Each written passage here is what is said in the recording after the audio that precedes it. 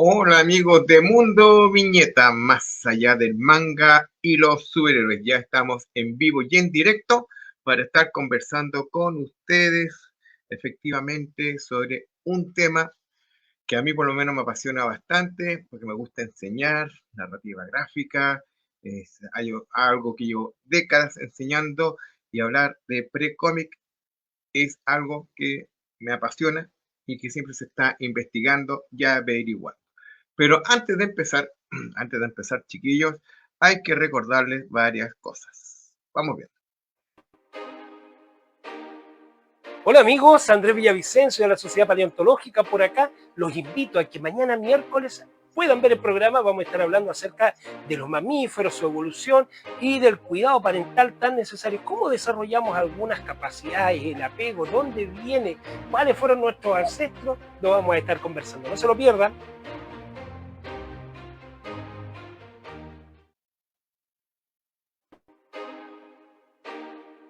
Hola amigos de Mundo Viñeta, más allá del manga y los superhéroes y amigos de LDP Magazine. Estamos en septiembre, mes de la patria.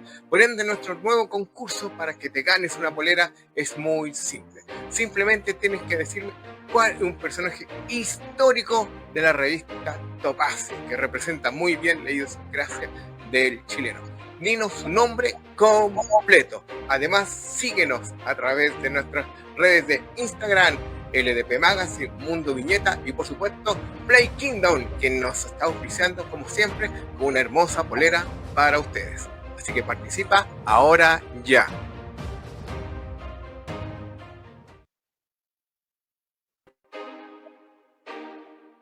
Hola amigos de LDP Magazine, aquí nos estamos acomodando en medio del frío y de la lluvia. Está muy rico, ¿cierto? Está pelado. Está muy... Que se vaya el invierno luego. La verdad quiero que se vaya, chao. No somos amigos del... No nos gusta mucho no nos gusta el hielo para nada. nada.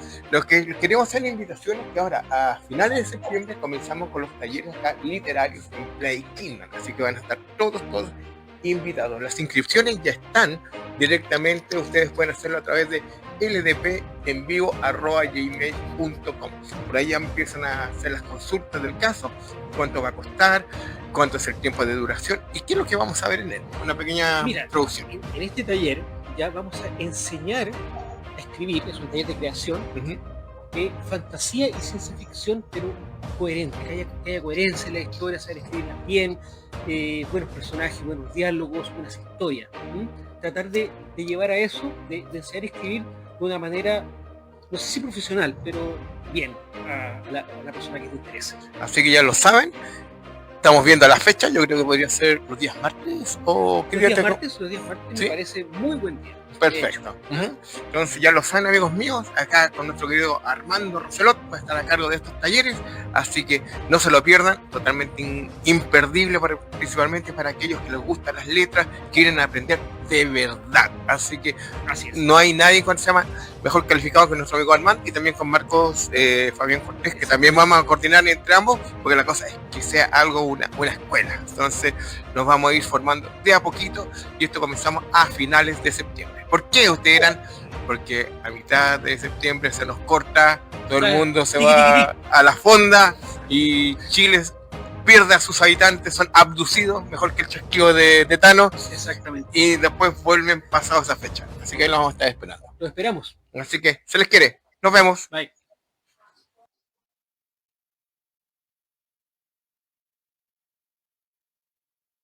Y recuerden, amigos míos, que ya se nos viene esta cuarta función abierta de Drácula, Sonido de las Sombras. Ha sido todo un éxito, así que estamos ya a las puertas de esta actividad. Así que, amigos míos, no se la pierdan, esta cuarta función que va a ser acá, cerca de la Plaza Almagro, al lado de la catedral que se encuentra ahí en la catacumba.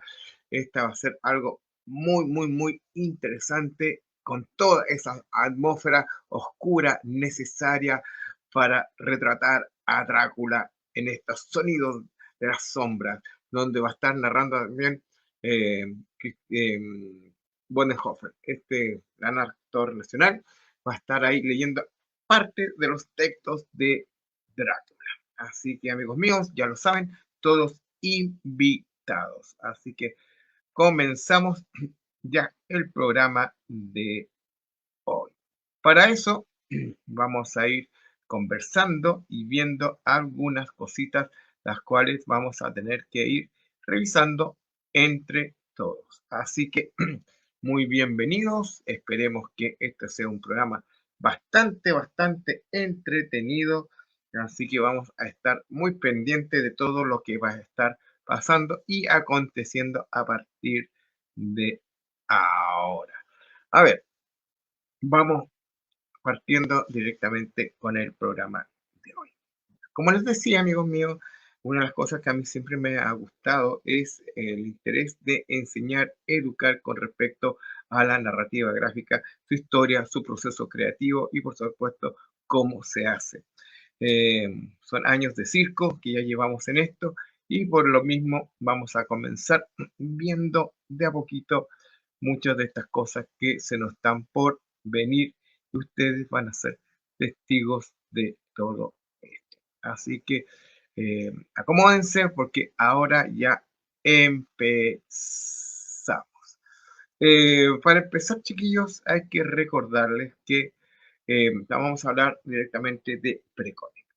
Desde sus orígenes, el hombre siempre ha tenido las intenciones de narrar, de crear, de servir, de visualizar lo que ha hecho con el tiempo, de crear aventuras, de crear cosas bastante interesantes que interesan al resto de la gente, de motivarlos mm, con sus relatos. Los relatos visuales, por lo general, siempre han estado desde tiempos muy ancestrales.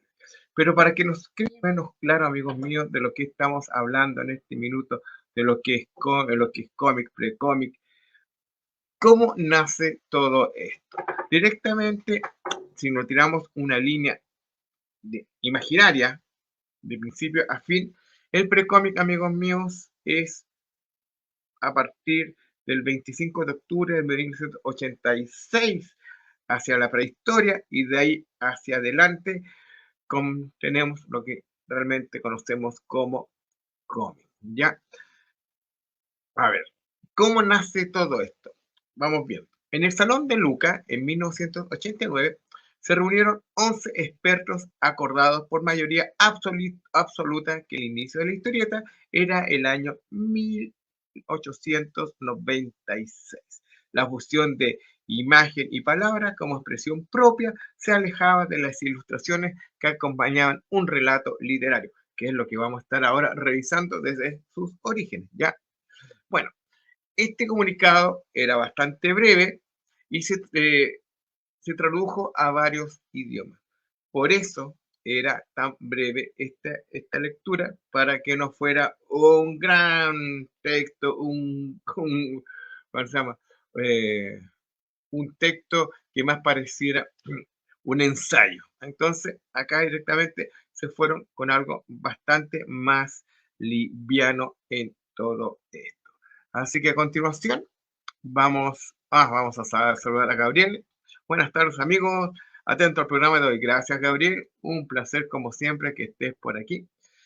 Voy a estar tratando de estar monitoreando lo que está pasando, ya que Terrence está, pero no está. No sé qué le pasó, pero ya estamos aquí totalmente dispuestos. Ya, vamos viendo. Entonces, como les digo, este texto, que era bastante breve y fue traducido a varios idiomas, decía lo siguiente: 30 de octubre de 1989. Los 11 expertos internacionales reunidos en Luca han establecido por mayoría absoluta que 1896 fue el año del nacimiento de los cómics, un año al cual, mediante el personaje Yellow Kid, los cómics asumieron, a ver, los cómics asumiendo contribuciones expresivas anteriormente suministradas por creadores de diversos países, lograron peculiaridades, características del lenguaje y resultando un nuevo medio de comunicación. ¿Ya? Entonces, a ver que para que quede un poquito más claro, en varias partes me dicen, ay, estos expertos, ¿quién son? ¿Quién los eligió? ¿Por qué están dictaminando algo, sentenciando? Bueno, estas personas que están acá no son ninguno desconocido, la mayoría son expertos en el tema, estudiosos del tema, han escrito ensayos, libros, en la mayoría son investigadores. También encontramos distintos integrantes del mundo de la historieta. ¿Ya? Por ejemplo, tenemos a Claudio Bertieri de Italia, Javier Coma de España. Javier Coma, una eminencia en todo lo que es narrativa gráfica. Tiene una serie de libros, también habla de cine, de pulp, eh, series negras y cuánto hay. Es un tipo que tiene todos mis respetos porque realmente sabe lo que dice y sus investigaciones van directo al hueso y no se le da con rodeos. ¿Ya? Álvaro de Moya, de Brasil, Luis Gasca, de España, Dennis Gilfrons, de Inglaterra, Vasco Granja, de Portugal, Mauricio Home, de Estados Unidos, Richard Marshall, de Estados Unidos, Claudio Molterni, de Francia, David Pascal, de Estados Unidos, y Reinaldo Tranini, de Italia. Ellos son estos 11 expertos que escogen a esta línea de tiempo que divide lo que es cómic y precómic a partir del nacimiento del Yellow Kid. ¿no? Aunque el 14 de febrero es cuando es aproximadamente aparece el Yellow Kid, fue el día 25, como decimos, de octubre, que este personaje creado por Randall Richard Howlax, ¿ya? Aparece en el periódico el New York Journal, ¿ya?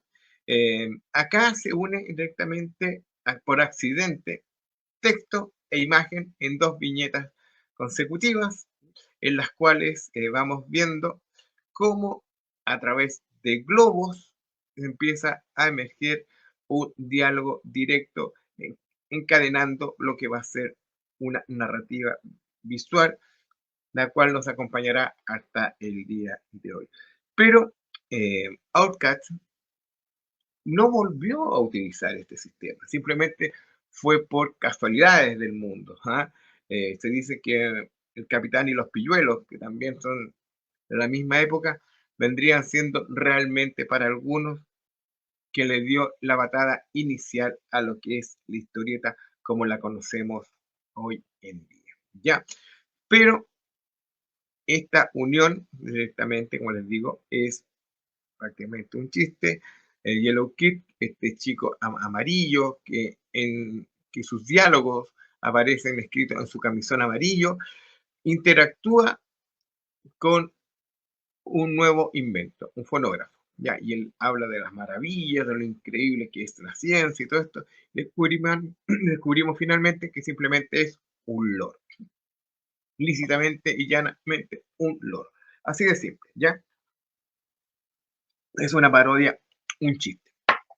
Pero es lo que le da la patada inicial a todo esto, ¿ya? Entonces, la continuación, ya que nos queda claro más o menos cómo nace todo esto y dónde se divide esta línea de tiempo, retrocedamos en el tiempo y vámonos directamente hasta las cuevas de Altamira. Esta forma parte de un conjunto de cuevas directamente en Altamira y también pertenece a parte del arte rupestre, que es muy conocido por entonces, y es catalogado como Patrimonio de la UNESCO, de la humanidad por la UNESCO. ¿ya? Esta situación, esto está situado directamente en el municipio español de Santillana del Mar, en Cantabria, a unos 2 kilómetros aproximadamente del centro urbano. ¿eh? Es un prado del que tomó su nombre. ¿ya? Las pinturas y grabados de las cuevas pertenecen principalmente a los periodos de Magdaleniense y Soluntrense y algunos otros. El Gravitiense es aproximadamente por allá, por el Aurillaniense, aproximadamente, estamos hablando del Paleolítico, si no me estoy equivocando y me van a perdonar por la pronunciación, que es demasiado enredoso y me cuesta un poco pronunciar ciertas palabras y si están en otro idioma, menos. Curiosamente, esta cueva, cuando se es descubierta, no haya pasado sin pena ni gloria. Su descubridor se cuenta que un día fue hasta la playa, muy cerca de este lugar, y empieza a retirar algunas rocas de la entrada y es su hija pequeña de 5 años que se adentra a las entrañas de las cuevas y regresa corriendo para informarle a su progenitor que directamente aparecen estas pinturas en los muros, cosa que él corre para cerciorarse si es verdad y tenemos este gran descubrimiento. ¿Ya? Bueno, de ahí pasamos a varios periodos de años, pasamos hasta Mesopotamia, donde aparecen los cálculos, fichas de arcilla con formas geométricas y representaciones de animales, usada para contabilizar cosechas y ganado, que es lo que estamos viendo a continuación. Pero esto no se queda aquí, ya que los grabados en piedra, como los sellos o timbres que van perfeccionándose con el tiempo, van a adquirir con más detalle y complejidad durante las primeras dinastías sumerias. También se van añadiendo separaciones entre franjas de los dibujos, formando, en cierta manera, una tira. Esta tira, ustedes pueden ir leyéndola perfectamente, lo que nos está narrando. Lo que estamos viendo simplemente acá no corresponde a los sellos, simplemente es una ilustración de una de las tantas eh, piezas que se han esculpido en los muros, ya, para que ustedes tengan una referencia simplemente, pero esto va mucho más allá. ¿Mm? Bueno, de aquí saltamos al antiguo Egipto. ¿Ah? Los primeros petroglifos representan hechos importantes, como los de la época del primer rey escorpión. No pensemos que estamos hablando de La Roca y menos de la película La Momia. No, estamos hablando del verdadero rey escorpión. ¿Ah? Se crean representaciones artísticas combinando dibujos y textos y jeroglíficos, estructuras narrativas en templos y tumbas. Acá por lo menos lo que estamos viendo lo que se denomina la paleta de Hermes, que narra las peripecias del segundo rey escorpión. ¿Ya? Entonces acá ya tenemos más o menos un aire de cómo se va utilizando, ya sea en grabado en este caso, o en, ¿cuál se llama? En estructura narrativa, a cincel y martillo, en cómo ellos estaban forjando estas piezas, en las cuales iban desarrollando distintas historias de su pueblo, su historia, políticos, reyes, etc. ¿Ya? Pero quizás a nivel global las pinturas egipcias son las más conocidas, entre las que se encuentra la tumba de Mema. Curiosamente, su lectura, para que ustedes tengan una idea, es en zigzag, desde el extremo inferior, de abajo, este sería de abajo hacia arriba. O sea, estaríamos leyendo como una seta invertida.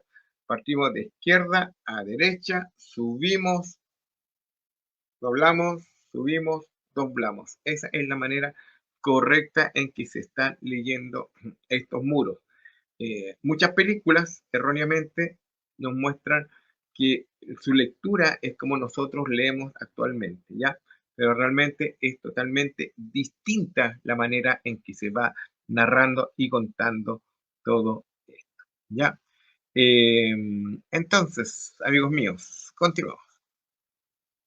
Ya en Europa, estamos hablando alrededor del siglo eh, 11 al 14, empiezan a ver ciertas luces donde se empiezan a jugar ya con la imagen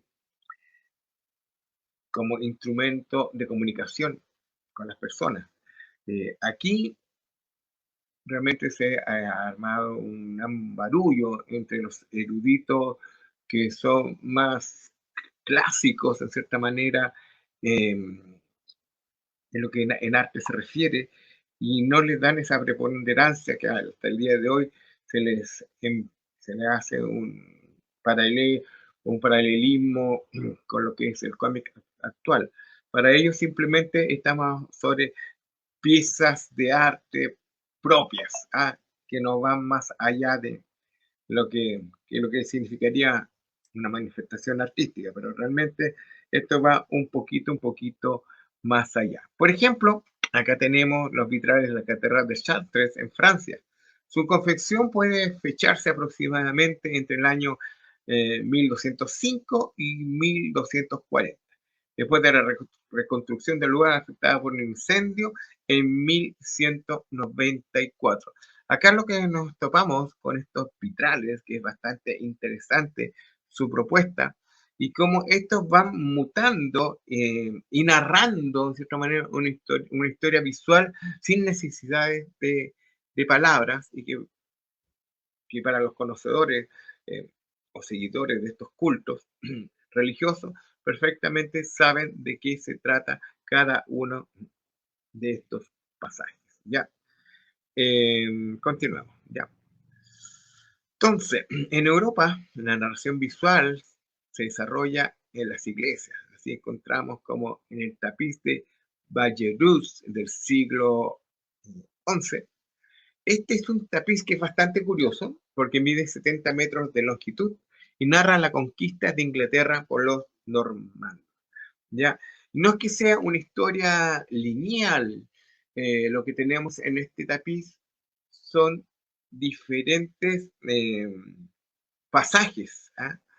Acciones que fueron sucediendo durante esta conquista de Inglaterra, transformándose prácticamente en un libro visual de los hechos acontecidos durante esta conquista. ¿Ya? Si tienen alguna duda, me preguntan y vamos conversando y lo vamos viendo. Y la idea es que vamos imponiendo esto entre ustedes y yo. Así que, bueno, sigamos con esto, chiquillos. Ya, bueno, en Europa seguimos ahora con los manuscritos iluminados, como el Solterio de San Luis, este de 1253 a 1270 aproximadamente. Ya encontramos algunos vestigios de narrativa visual en algunos de estos pasajes, ya bastante interesante cómo estos se van desarrollando y van acompañando estos libros sagrados y ilustrados. Hay que recordar que por entonces los libros eran objetos inigualables, ya que en cierta manera eran piezas únicas que podían tener de repente una o dos copias hechas a mano. Entonces, eran verdaderos tesoros estas bibliotecas y estos escritos. Imagínense lo que era ilustrar o repetir estas mismas ilustraciones en una o dos copias más. Eso es bastante interesante de ver y estudiar, ¿ya?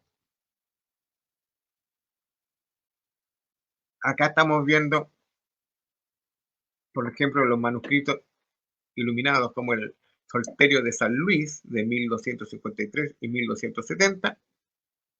Vamos a encontrar ya también algunos vestigios de narrativa como lo que estamos viendo a continuación.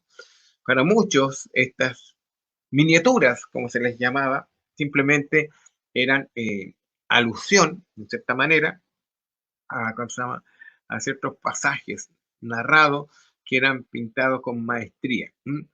Igual volvemos a reiterar, aquí viene este choque entre los más puritanos con respecto a las artes, que no consideran que esto realmente pueda ser un cómic como tal, simplemente aludiendo que son pinturas, ¿ya? Pero tiene ese pequeño dejo de narrativa y está el interés del hombre de ir narrando, ¿ya? Bueno, los manuscritos de las cantingas de Santa María, ilustradas por secuencia en de 6 viñetas y coloreadas, como digo, a mano, es conocida también como la Biblia estética del siglo XIII. Aquí encontramos las canciones eh, monódicas más importantes de la literatura medieval occidental.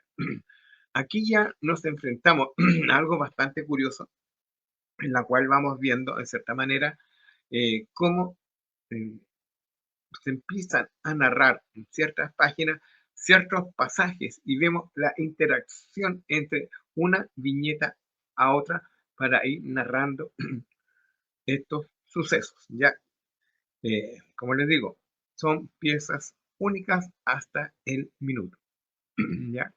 El brevario de Felipe el Hermoso, realizado en París, Francia, a finales del siglo XIII, por el maestro Honoré, también reconocido miniaturista, lo que le estaba diciendo, que estas son miniaturas que iban en estos libros y que eran verdaderas joyas. Al lado tenemos una ampliación, la imagen no está tan buena, porque es un poco difícil encontrarlas de buena calidad, para que ustedes vean el detalle de cada una de estas miniaturas que encontrábamos en estos libros. Estos libros también tenían un tamaño más o menos grandecito, tampoco eran tan, tan pequeños a simple vista. Ya. Vaya, me está fallando la garganta. A ver qué nos dice Gabriel por acá. Dice, sí, es un protocómic sin bocadillo. Efectivamente, Gabriel, lo podríamos llamar de esa manera. Un protocómic sin bocadillo. Gran aporte. Ya. Entonces, el Salterio de Arunel o el Solterio y las horas de Howard, libro de oraciones iluminados del siglo XIV. Data entre el 1310 y el 1320. Está escrito en latín y tipografía gótica dividida en dos columnas, con 6 miniaturas, 8 iniciales de gran tamaño, 2 iniciales pequeñas y 3 decoradas, todas pintadas con pan de oro. Pan de oro eran unas planchas muy delgadas, de oro, como como dice la palabra, las cuales eran trabajadas de cierta manera para poder pintar sobre ella. Si se fijan, acá tenemos dos versiones de la misma obra. La primera, la que está media desteñida, es la original. Y la del lado es una reconstrucción que se hizo hace un tiempo atrás eh, por una dama en cuestión, experta en reconstrucción de este tipo de libros. Es maravilloso el trabajo. Este lo pude estar viendo y hojeando en la web. Existen algunas imágenes y el trabajo de reconstrucción es increíble. Así que totalmente recomendable, como les digo, este trabajo de recuperación de estos archivos. Bueno, continuemos. ¿Ya? Gracias a la imprenta moderna, que es una creación de Johannes Gutenberg en 1446. Esta estaba inspirada en algunas técnicas anteriores chinas. Hay que recordar que los chinos ya utilizaban este sistema, pero lo que ellos utilizaban eran piezas prácticamente de cerámica, greda, ¿ya? Gutenberg combinó tipos móviles, moldes y matrices y una aleación mecánica para desarrollar un sistema de impresión más masiva de impresos y libros. De aquí ya para adelante la cosa nos va a cambiar. Ante lo que era un lujo, los libros que llegaran a ciertas cúpulas sociales y de los más poderosos, ahora, gracias a la imprenta creada por Gutenberg, podía llegar de manera más masiva los textos al resto de la plebe. Así que había que empezar a estimular, de cierta manera, la lectura. Ya. Acá tenemos, por ejemplo, a ver, ¿es antiguo o no? No, está ya. Ya, entonces tenemos, por ejemplo, las torturas de San Erasmo, autor anónimo de esta obra, ¿ya? Es de 1455 en París, Francia, ¿ya? Bueno, no existen registros de los métodos de tortura que sufrió durante la persecución romana contra los cristianos, San Erasmo, ¿ah?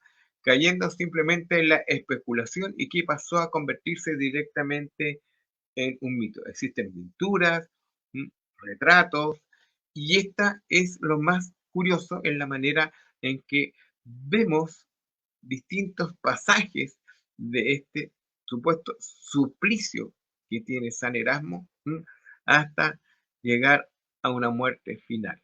Como decimos, simplemente esto es una especulación por parte de, del realizador de esta obra y de otras más que han estado circulando, porque realmente no existe registro de lo que le sucedió realmente a San Erasmo. Simplemente sabemos que finalmente fue muerto, pero aparte de eso no podemos darle más luces de lo que pudo haber pasado con él. Bueno, continuemos. Como les digo, gracias a la imprenta se empiezan a hacer cosas muy masivas. Acá aparecen lo que se llama los pliegos de cordel. ¿Ah? Eran impresiones de bajo costo, por lo general impresos en una sola hoja doblada en 8, es una serie de páginas tendidas en una cuerda, como si estuviéramos en el tendedero. O si lo llevamos al siglo XX, ya directamente era cuando encontramos las revistas colgadas en los kioscos con los típicos perritos, y veíamos las revistas colgando. Pero esto ya directamente, lo que tenemos aquí son estos relatos populares, en verso, con algunos cantos, ilustraciones y otros, siendo muy populares en el siglo XV al XIX. Entonces, estos pliegos de Gordel, que eran bastante interesantes, también podríamos decirlo que podrían ser un precursor, porque eran muy artesanales la manera en que estaban hechos, a lo que podían ser hoy en día los fanzines, ¿ya? Pero también tuvieron su gran auge. ¿Y ustedes a dónde creen que llegaban específicamente estos textos? Llegaban al pueblo, a la gente, ¿cómo se llama? De pie, de la calle, porque tocaba temas muy simples, muy directos, de repente eran cosas inclusive muy simpáticas, simplemente que narraban hechos cotidianos de la vida, para que se sintieran más o menos reflejados, eh, como les digo, el ciudadano de a pie. Yo malito la garganta, porque estoy tomando limonada, chiquillo. Bueno. Las aleluyas surgieron en Francia en el siglo XVI con temáticas principalmente religiosas. Estas son encadenamientos o series de estampas acompañadas de versos al pie de cada una, dilásticas. Ya vamos a hablar de ellos, ¿ya? Pero de esta manera son ya, en cierta manera, un pro cómic, en la cual ya estamos viendo, en cierta manera, cómo se va narrando toda una proeza. Otra de las cosas que también hemos tenido presente en nosotros cotidianamente son en las iglesias, donde se ve todo el desarrollo que tuvo Cristo de su nacimiento hasta la crucifixión en distintos tipos de pinturas ya que están en los muros. También esto podría ser parte de este pre-cómic. Así que ya saben estos datos. ¿Ya? En España, las aleluyas se popularizaron durante el siglo XVIII al XIX. La aleluya, que también es llamada como auca en catalán, es una hoja de papel, generalmente de unos 420 milímetros por 305 milímetros, la que se van impresos 48 viñetas cuadradas en 8 filas con 6 viñetas cada uno, que tratan de asuntos varios o que relatan una historia o un asunto determinado. Combinan grabados y textos para facilitar la comprensión y estaban destinadas a un lector rápido y eran muy, muy baratas. ¿Ya? Esto también ya vemos un precedente. Si nosotros recordamos, por ejemplo, Adiós al séptimo de línea, que se hizo acá en Chile, es muy parecido el sistema, en el cual vemos dislásticas en la parte inferior narrando lo que se está viendo en los cuadros. Se narran, se cuentan, y se precipita a lo que va a ser la aventura a continuación. ¿Ya? Bueno, sigamos. Entonces, acá, en el periodo precolombino, encontramos el código Suche-Nutal, escrita en una escritura mixteca precolombina de unos 11 metros de largo, compuesta por 47 sesiones de piel. Narra alianzas, conquistas y gobernantes entre los siglos XI al XII de la ciudad de estado de Osaka, en el reino de Tilantongo, y del guerrero militar y héroe político Ocho de Venado, Garra de Jaguar. En distintos libros y traducciones que también dice que es Ocho Ciervos, Garra de Tigre.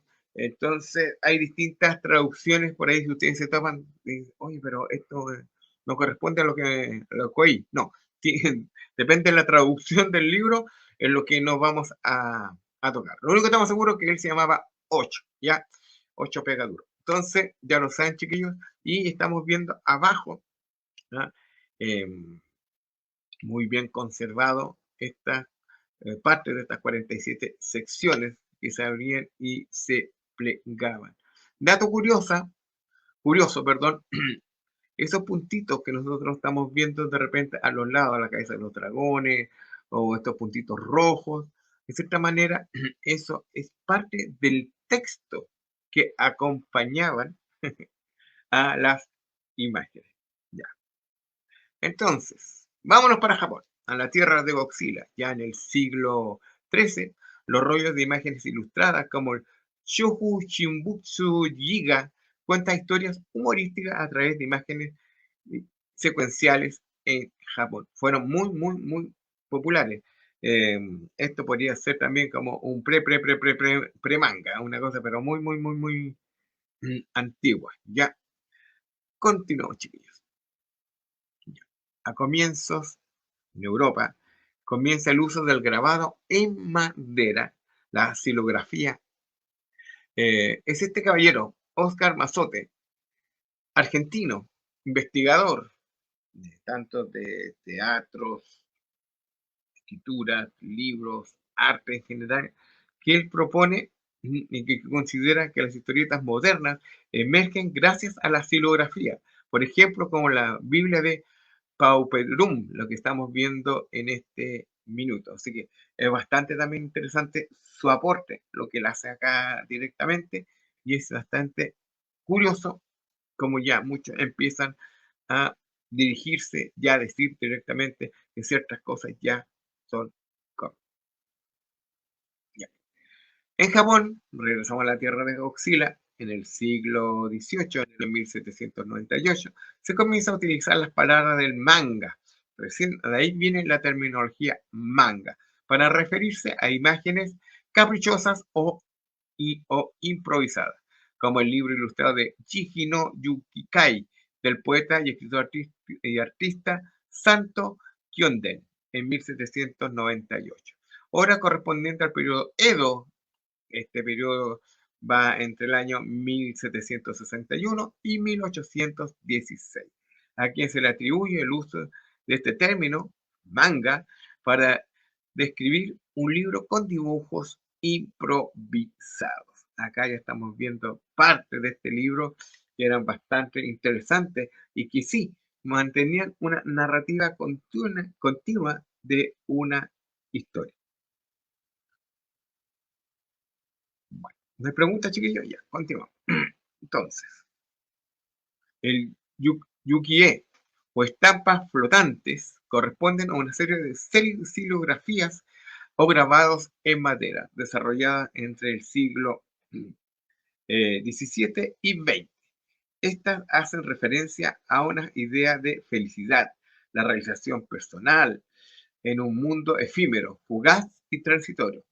Bueno, este término es una ironía, ya que el mundo es cruel y terrenal de muerte, y renacimiento basado en el bautismo. Esa es la idea más o menos que nos quiere entregar los famosos Yukie. Así que ya lo saben. Y esta ola, que es muy conocida y que fue también portada de una de estas primeras publicaciones, actualmente se encuentra en un museo en New York. Ya. Seguimos en Japón. Entre el año 1814 y 1834 se publican los famosos libros de Ukusaki Manga de Kazuhika Okusikai, que contienen dibujos secuenciales que marcaron el estilo del manga moderno. Miren qué interesante que ya vamos viendo de cierta manera una narrativa visual, como si la cámara tuviera un paneo y el espectador tuviera que seguir. Recuerden que esto es al revés.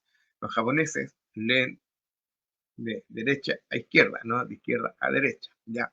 Entonces, también esa es otra manera de narrar. Ya tenemos dos cosas bastante interesantes. Los egipcios, zigzag, de abajo hacia arriba, y los japoneses de izquierda a derecha. Así que bastante interesante lo que estamos viendo hasta este. Ya, volvamos a Europa. Primera nueva crónica y buen gobierno. Es una crónica desarrollada por Felipe Guamán Poma de Ayala. Esta es una masiva para el rey de España que narra la situación de los indígenas en el virreinato del Perú, chiquillos. ¿Ya? Pasaron aproximadamente unos 300 años para que estos textos fueran encontrados por la Biblioteca Real de Dinamarca. Acá también tenemos muchos textos e ilustración que van narrando hechos fortuitos de casa, eh, costumbres domésticas, eh, de gobernantes, estrategias militares, etcétera, etcétera, etcétera. Así que ya estamos viendo con esto que ya la imagen palabra se va utilizando desde algún tiempo atrás. Ya, volvamos a Europa. Horlock's Progress o La carrera de una prostituta de William Howard es una serie de 6 pinturas realizadas en 1731, seguido por unos grabados de 1732. Estas narran las desventuras de una joven proveniente del campo a la gran ciudad, no es Carmela, por ejemplo, ya que estamos en septiembre, ya. Con la ilusión de encontrar trabajo, termina convirtiéndose en una chica de la calle que vende sus placeres al mejor postor.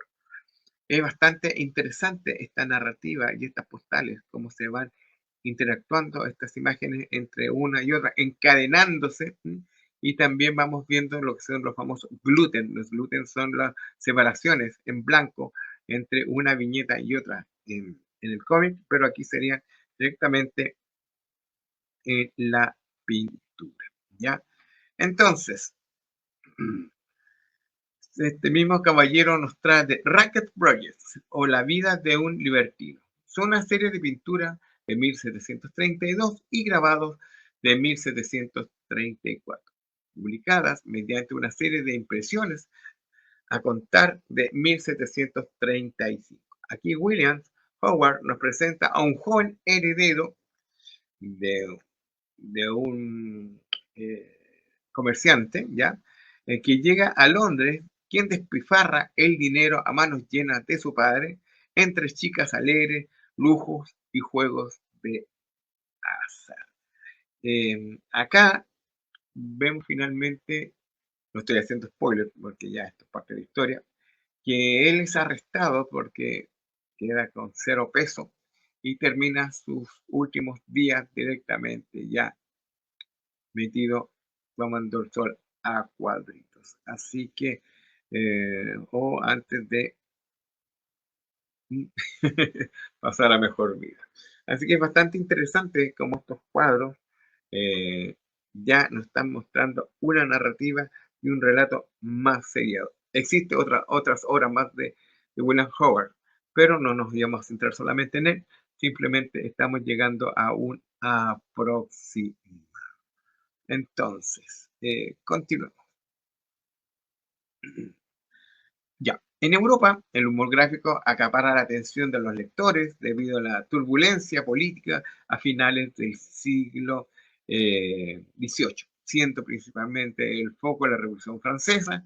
Aquí encontramos varios nombres que brillarán con luz propia, como es el caso de Isaac Krusnach, quien conforma parte de un grupo selecto de ilustradores que se les conoció como la Edad Dorada. ¿Ya? Esta parte, en cierta manera, esta ilustración sobre la abolición, ya, en cierta manera, de ciertos grupos étnicos y de cómo fueron tratados y maltratados, ya. Esto era parte de lo que se veía o se leía de manera diaria. Ya. Aquí vamos a una cosa mucho más interesante. Leonard Blandini es una balada dramática de Gottfried August Burger, que es adaptada por Joseph Frank von Goethe en 1733, no, 1783, perdón, me están fallando los lentes ya. 1783. Aquí tenemos una obra ilustrada. Este relato trágico de los amantes de distintas condiciones sociales es definitivamente un precómic, con todas de la ley, considerado por muchos expertos como una obra primaria del género. Así que también vemos acá eh, ya como la narrativa va pasando entre una viñeta y otra, o en este caso entre una imagen y otra, porque son bastante grandecitas las ilustraciones que van prácticamente a página completa, lo que podríamos llamar hoy en día una eh, mega viñeta, ¿ya? Ojo, ojo en la manera que se van presentando estas ilustraciones, a ver si ustedes me captan de qué se trata, pero yo lo voy a decir un poquito más adelante, ¿ya? En Francia se desarrollaron las denominadas imágenes epipal, en su mayoría temas positivos como populares, una visión naif de la sociedad de finales del siglo XIX. ¿Ya? Su nombre proviene de la empresa que empezó a reproducirlas, a contar de 1796, por Jean-Charles Pellier. Fíjense el trabajo laborioso y de color para estas imágenes, que como les digo, estas imágenes, lo que podríamos llamar hoy día eran postales, en las cuales se iban narrando ciertas situaciones, ¿ya? Eh, esta por lo general también eh, había dos sistemas que se podían, por lo que estoy averiguando, esperemos que sea verdad, como les digo, que se vendían como postales o directamente, como ya lo habíamos visto, como una cartilla grande impresa que estaba dividida por secciones o viñetas en las cuales se narraba todo un proceso de la historia, ya, proceso narrativo. Así que eso. Y continuamos por acá, chiquillos. Entonces tenemos a Rodolphe Buffet. Esto es bastante interesante, ¿ya? Este pedagogo, escritor y pintor y caricaturista Franco Fiso es considerado uno de los precursores de la historieta moderna, aunque él habla aunque él habla directamente de literatura de estampas, o como le decía coloquialmente, historias en estampas, que comienzan a desarrollarse a partir de 1827 en litografía, publicando 7 títulos más uno póstumo.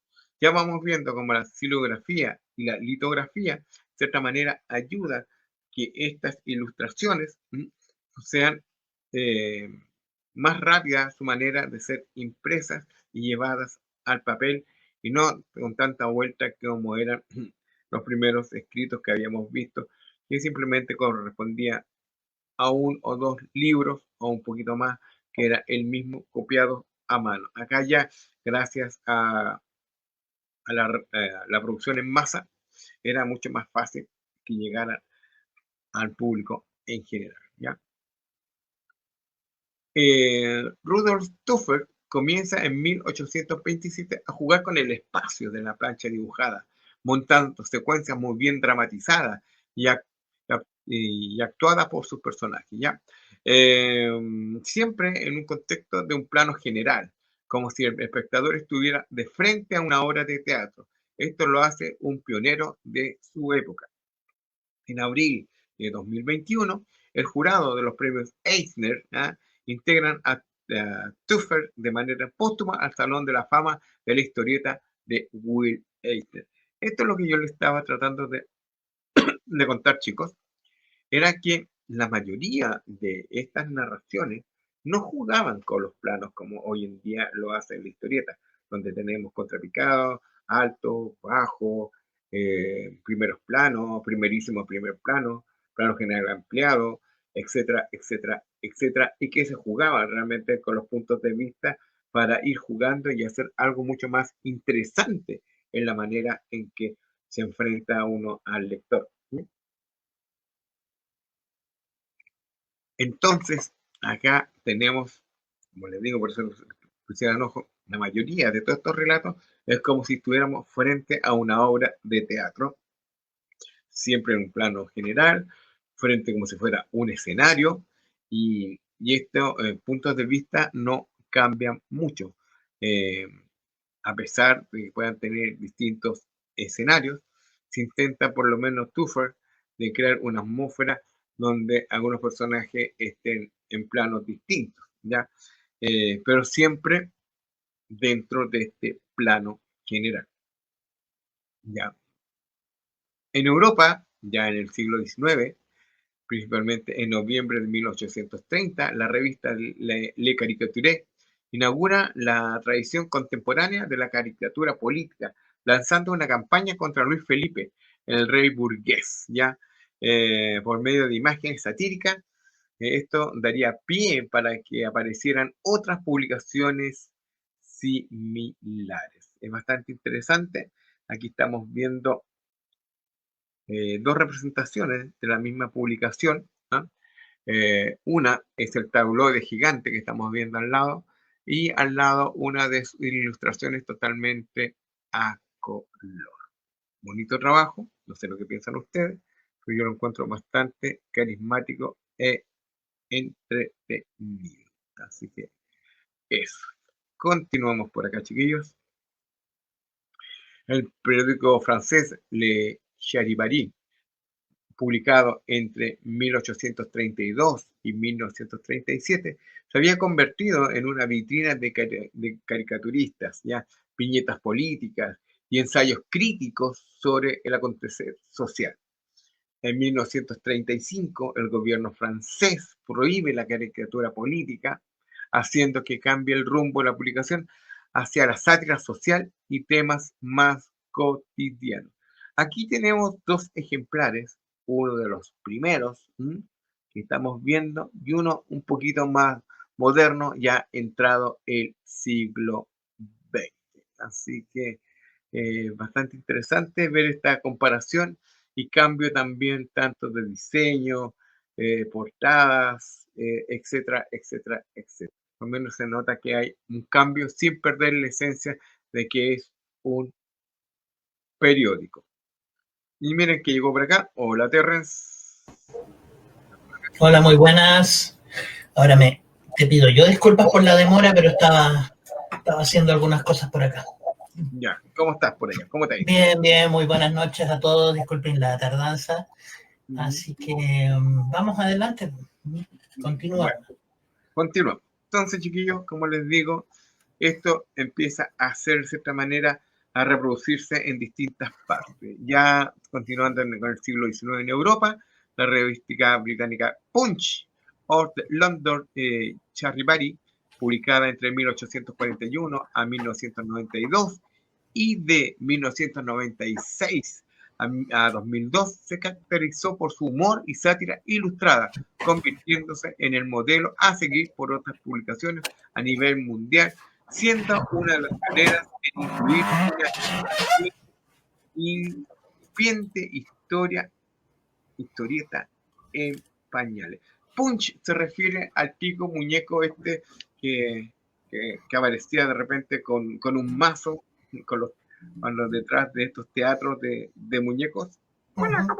Entonces de aquí viene Punch, este personaje, y que cuando la obra va guateando tiene que llegar alguien a darte el mazazo. ¿Sí? Correcto. Entonces para allá iba Punch y fue muy generosa en su estilo y tiempo. Y también vamos viendo acá que en Punch muy buena, Gabriel, gracias. Como les digo, la mayoría de estas sátiras políticas, aquí directamente la ilustración al lado, que la amplié un poquito para que vieran el trazo en que se utilizaba, la mayoría eran trabajos realizados en plumilla. Era también una alegoría a un pasaje político que se estaba pasando, a un periodo político específico que se estaba viviendo en la época. Ya. Viajemos a Brasil. As aventuras de Seus Caipora. No sé, esto ya toma más bien forma de la historieta que ya conocemos, ¿cierto? Correcto. Ya.